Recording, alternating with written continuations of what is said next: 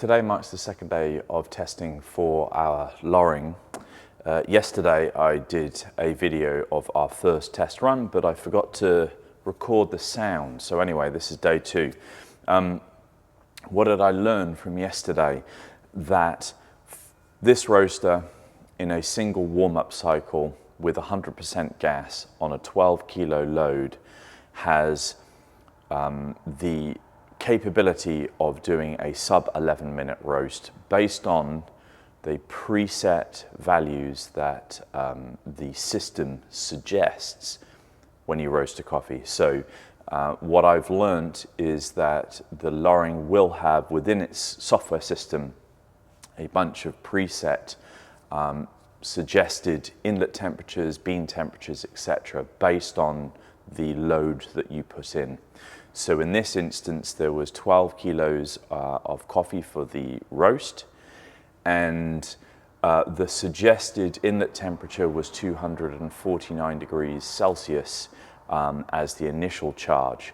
So because we have no idea about where and how this machine should operate, I'm going to do exactly the same today, but based on the learnings yesterday, I'm actually going to taper down the initial gas, the gas input. So I chose to do 100% based on what I thought was going to be a cold machine on a hypothetical charge temperature. So the learnings were that the machine has competency for the first batch on a good load. So what I now want to do is to taper down the energy, same charge temperature, same load mass of 12 kilos, taper down the charge temperature. Instead of going in at 100%, I'm going to set it at 80%. Because what I want to do is to make sure that I've always got some headroom in gas, so that if I'm falling behind in a roast for any particular reason, I have the headroom to be able to nudge or push the roast forward. So today's test is going to be twofold. Manyfold. Today's test will be that I'm going to heat the machine up. I'm going to allow it to do one complete Loring warm-up cycle, and then I'm going to start that very same warm-up cycle again. So I'm going to do 2 iterations of the preloaded warm-up cycle that Loring provides. And the reason for this is that I want to make sure that when I get into my first batch that I have good thermal mass within the system, and I'm okay or happy to expend a little bit of additional time in the morning to make sure that we're at that, so our first batch is as good as our last batch.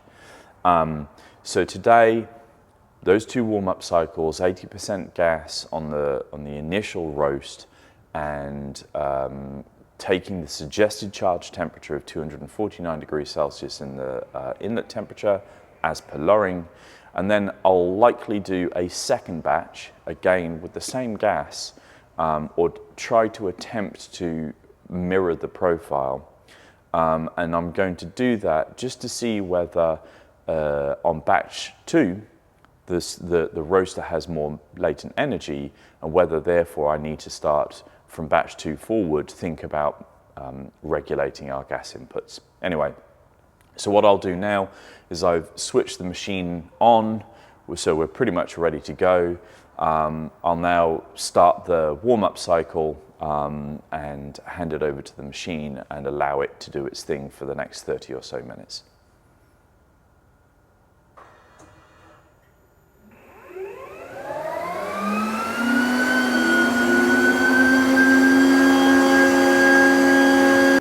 Okay, so that was the end of the warm-up cycle, which took 23 minutes front to back. So what I'm now going to do is run that cycle again to make sure that the machine is fully warm. The faceplate is hot.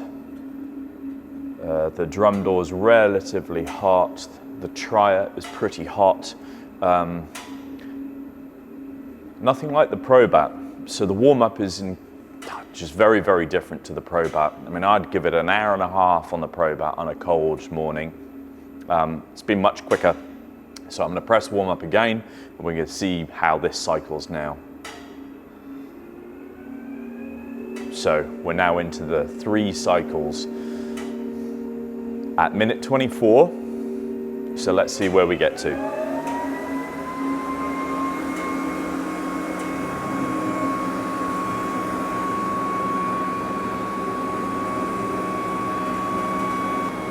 Okay, so that was the end of the 3rd cycle at 28 minutes, which is a very, very short warm-up time with respect to our Probat. So, but these are the test scenarios. So what I'm now going to do is start beginning the roast. So let's see. So batch size 12 kilos, initial burner temperature I'm going to set at 80%, suggested charge temperature 249 degrees Celsius, and that's on the return air. So, and I'm going to start with an auto charge.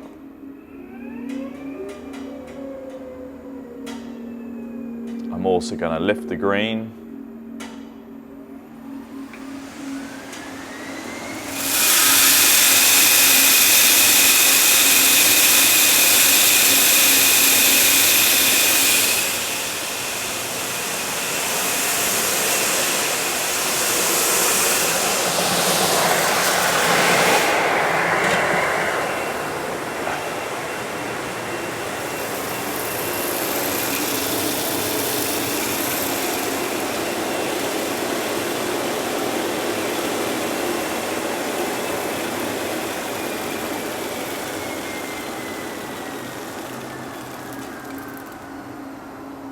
So that's the green lifted. And I'm now waiting for the inlet temperature, or pardon me, the return temperature to come up to 249 degrees Celsius. And then the system will charge. So we're at 248 degrees Celsius on the return air, very close to the charge, and this should auto charge.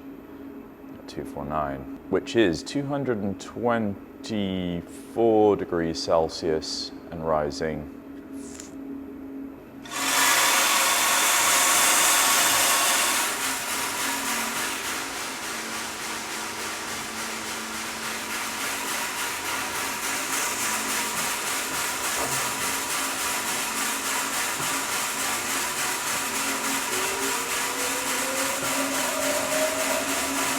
Right, so we're now on 80% burner.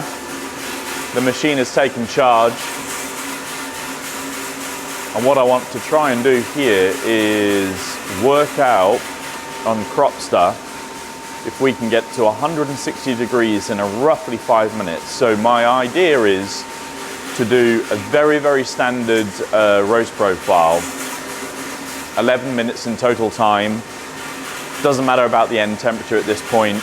I want to try to get to the onset of Maillard, 160 degrees Celsius at about 5 minutes.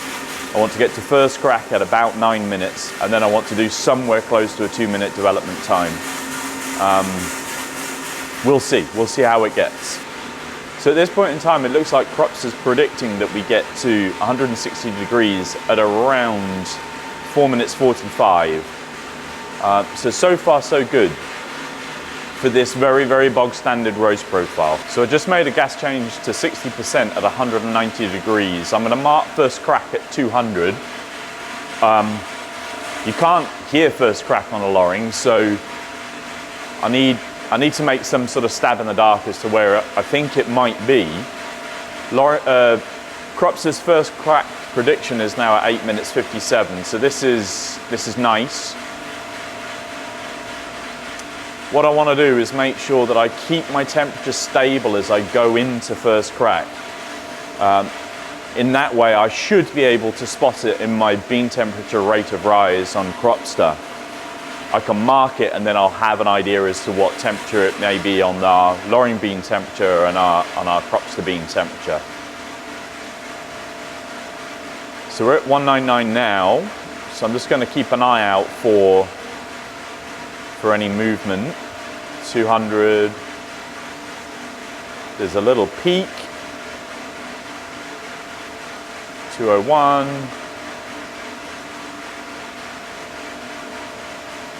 202. Well, I'm going to mark it at 202. I think I should have done it a little earlier. Definitely control the gas more.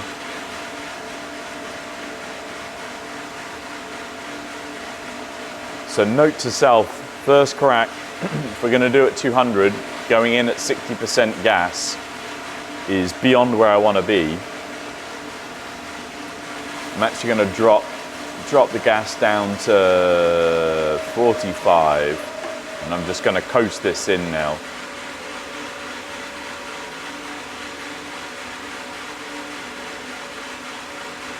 I've set the Loring auto release temperature at 230 just to see what happens. I can roll this on now for a 2-minute development time, see whether I get to that total 11 minutes. Drop it down another 10% to 35. I've no idea where my end temperature should be. I could take a reference from the probat where our first crack was 198.5 degrees Celsius. Well, that was our mark point. And then I'll drop the coffee generally at 205 to 260 degrees Celsius. So we could take that and apply it to the Loring as a starting point. So if our first crack is 200 degrees, add that additional sort of 7 or 8 degrees. Now I'm gonna override the draw. 2-minute development time, 10 minutes 58. I'm now going to lift the green.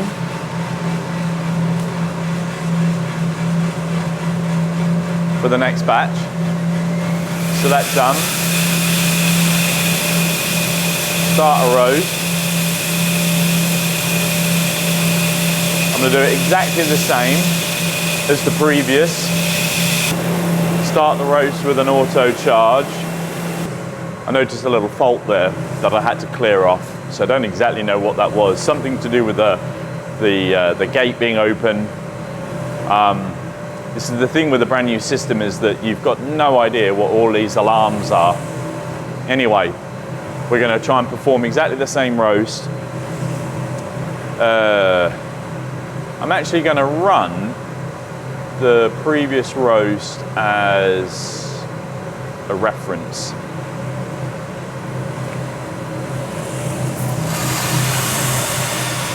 Auto charger started. Cropster hasn't done its auto charge detect, which is really frustrating, so I'll have to sort that out. Right, so let's see where we are. Same gas percentage, same start point. 80% gas to start with, and let's see where we get to. So we're already running much faster than the previous batch, but slightly difficult to tell because I hadn't fully set the system correctly. I'm also going to do a weight test of the roasted. Yesterday's was 12 in and 10.36 kilos out. So a total roast loss of about 13.8%. So we are tracking a little faster. But like I said, frustratingly, Cropster's auto charge detection didn't work. And therefore I had to force start the logging. So I'm not entirely confident that the logging is exactly right. Anyhow, I'll try and keep to the same profile as before and see how closely they track. So that was 80% gas in to 160. It's 160 now. So 440, 451. So we're 11 seconds quicker on this roast. But again, that could be to do with the Cropster mishap. So I did 70%, pardon me, at 173. So I'm gonna do the same again, which is there. So I did 60 at 190, but we had a bit of a peak going into first crack. So I'm just gonna make a little bit of change. So I'll do maybe 60% at 180 and then 50 at 190. So there's the 60%. So now at 190, I'm gonna go 50% and see where we get to. So far, 10% increments on this 12 kilo load seems to have a relatively significant bump in the rate of rise. So it's possible that I need to be making smaller percentage alterations and changes. So maybe 5% here, 6% there, rather than 10% increments. So I'm gonna do 50% at 190. This time I'm gonna mark first crack at 200. Again, it's I don't want to say that it's at an arbitrary point, but I've got to make a rhythmic, consistent mark for first crack because you can't hear it on this. So I'm going to look for the markers inside of Cropster. The difficulty being is that I'm working with old coffee here, so I don't exactly know how this isn't a coffee that I'm used to. Right, I'm going to mark first crack, 200 degrees, 8 minutes 37. We've still got a bump in temperature, so if you wanted an ever decreasing rate of rise curve, that's something that I'm going to have to pay heed to. But again, it's an old coffee, I don't exactly know it. The coffee in this drum now could be approaching 5 years old, so drop the gas to 40%, and drop the gas again to 30%. Now just going to coast this in. We're at a minute and a half of total development time. So we've got another 30 seconds to run and then I'm going to eject the coffee. Note the bean temperature towards the end, 211 at the minute.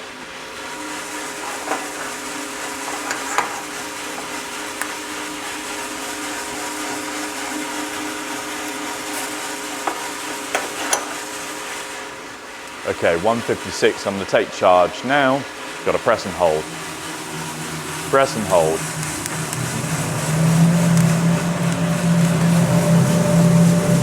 So that's the end of testing on day 2. The tests today were about the warm-up cycle. So how many cycles do I feel like I need to go to so I can get the system into a ready state to roast on a full production day, measured against our hypothetical production load mass, which is going to be 12 kilos. I feel that most roasters operate best at somewhere between 70 and 80% load. So that's a measure of output against fidelity.